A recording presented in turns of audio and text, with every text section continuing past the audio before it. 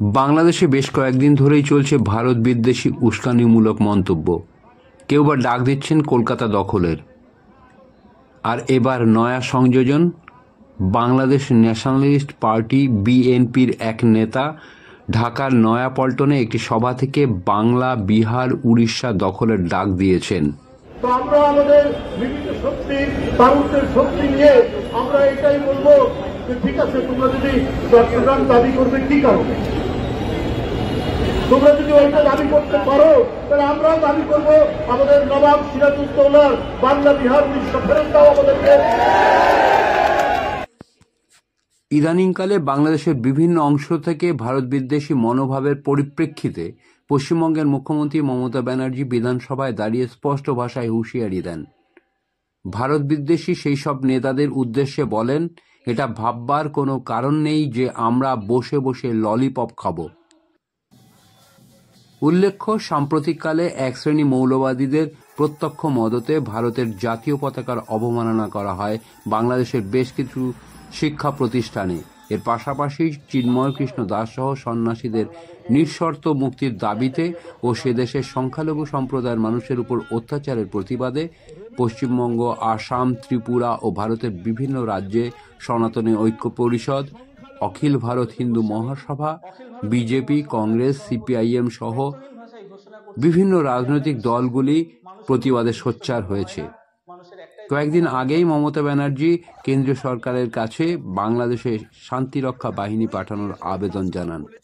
পাশাপাশি এদিন বিধানসভায় জোরালো বক্তব্য রাখেন। সোমবার তিনি আরও বলেন, আমি সকল মানুষের কাছে এটা বলবো যে বাংলাদেশে আজকে সত্যি মাইনরিটিজের উপরে যে অত্যাচার চলছে সেটা আমরা কেউ ভালো চোখে দেখছি না।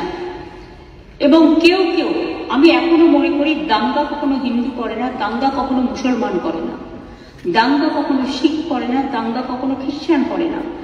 দাঙ্গা করে কতিপয় সমাজ বিরোধী এবং যারা সমাজের বোঝা।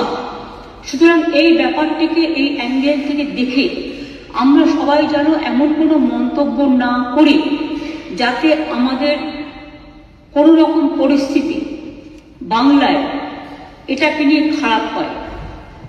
আমি কৃতজ্ঞ যে একদিকে হিন্দু ধর্মের মানুষরাও প্রতিবাদ করছেন, অন্যদিকে সংখ্যালঘু ইমামরাও কালকে প্রেস কনফারেন্স করে পরিষ্কার বাংলাদেশে যে মাইনরিটিদের উপর অত্যাচার হচ্ছে তারাও কিন্তু এটাকে তীব্র নিন্দা করেছেন এবং মাইনরিটিদের সেফটি এবং সিকিউরিটির ব্যাপারে বলেছেন।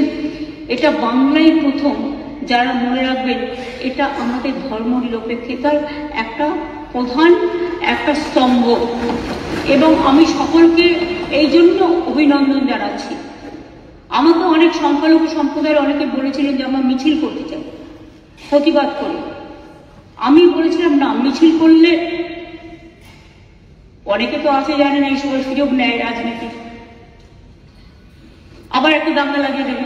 আমি দাঙ্গাতে চাই না, আমরা দাঙ্গা চাই না, শান্তি চাই। একটা হিন্দুর গায়ে যে রক্ত আছে, একটা মুসলিমের গায়ে সে রক্ত আছে, একটা ভাইয়ের গায়ে যে রক্ত আছে, একটা বোনের গায়ে সে রক্ত আছে, একটা পাঞ্জাবির গায়ে যে রক্ত আছে, একটা শিখের গায়ে, খ্রিস্টানের গায়েও সে রক্ত আছে। আমরা নিজেদের মধ্যে ভেদাভেদ না করে, আর কয়েকটি মিডিয়া, আই মাস্ট সে, আমি অ্যাপিল করছি তাদের কাছে, এটা উত্তরপ্রদেশ নয় যে আপনাদের ব্যান করে দেব, এটা উত্তরপ্রদেশ নয় বা রাজস্থান নয় যে আপনাদের অ্যারেস্ট করে নিয়ে যেভাবে সাংবাদিকদের উপর অত্যাচার হয়েছিল, আমার কাছে ছবি আছে, সেটা করব। কিন্তু আমি নিশ্চয়ই আবেদন করতে পারি, অনেকগুলো ফেক ভিডিও বাজারে চলছে, কোনো একটা পলিটিক্যাল পার্টির পক্ষ থেকে কিছু ফেক ভিডিও চালিয়ে আগুন লাগাবার চেষ্টা করা হচ্ছে।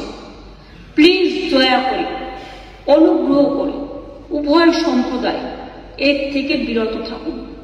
আমরা কেউ কিন্তু কারো পক্ষে নয়, সবাই কিন্তু সবার পক্ষে, এটা মাথায় রাখতে হবে। আমি বারবার বলি, ধর্ম যার যার আপনার, উৎসব কিন্তু সবার। বাংলাদেশের ব্যাপারে government of India, late government of India to decide.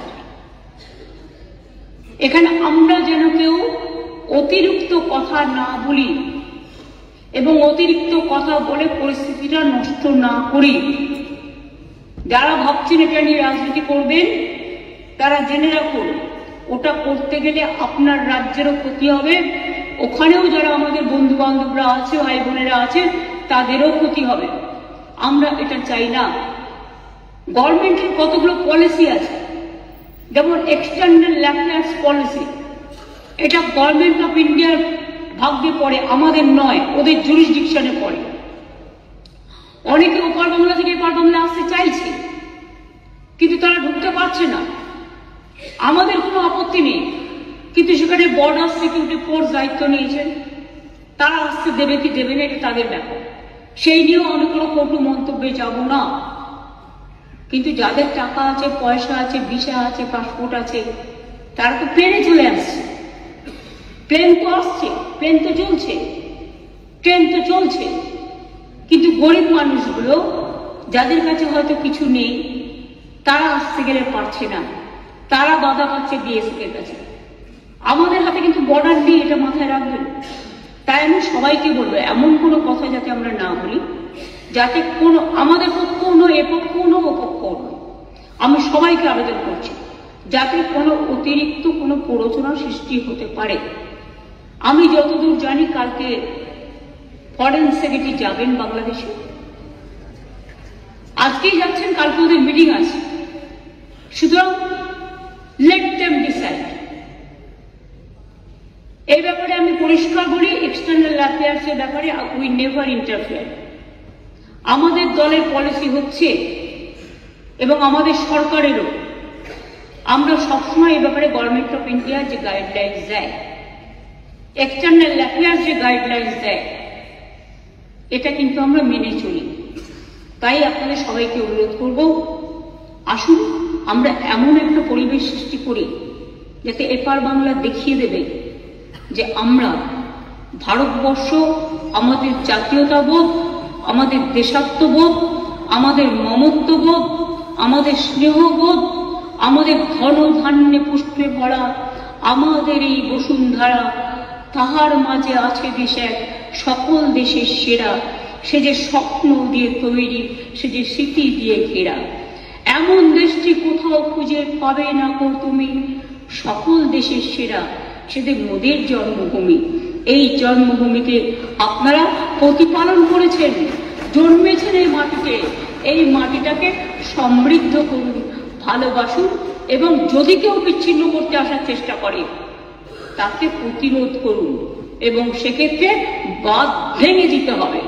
আর যারা কেউ কেউ বলছে বিহার দখল করব, উড়িষ্যা দখল করব, আমি বলি ভাই, ভালো থাকবেন, সুস্থ থাকবেন, সুন্দর থাকবেন, কিন্তু এত বড় হিম্মত আপনাদের কেন? কারণ নেই যে বাংলা, বিহার, উড়িষ্যা সব নিয়ে নেবেন আর আমরা বসে বসে লালিপপ খাবো।